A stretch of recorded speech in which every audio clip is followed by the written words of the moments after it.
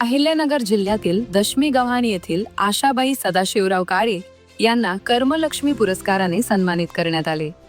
ज्ञान कौशल्य ट्रस्ट अहिल्यानगर आणि कार्यलक्ष्मी महिला मंडळ मांडवगण तालुका श्रीगोंदा यांच्या वतीने हा पुरस्कार प्रदान करण्यात आला. CSRD संस्थेच्या ऑडिटोरियममध्ये आयोजित संत कान्होपात्रा महिला साहित्य संमेलनात हा सन्मान सोहळा पार पडला. अहिल्यानगर शहरातील बारसकर कुटुंबात जन्मलेल्या आशाबाईंनी विवाहानंतर ग्रामीण जीवन स्वीकारत कुटुंबाची जबाबदारी सांभाळली. सासरे अकाली गेल्यानंतर सासूबाई आणि कुटुंबातील सदस्यांना आधार देत त्यांनी शेती सांभाळली आणि गरिबीशी संघर्ष केला. संघर्षातून त्यांनी आपल्या दोन्ही मुलांना शिक्षण देत घडवले.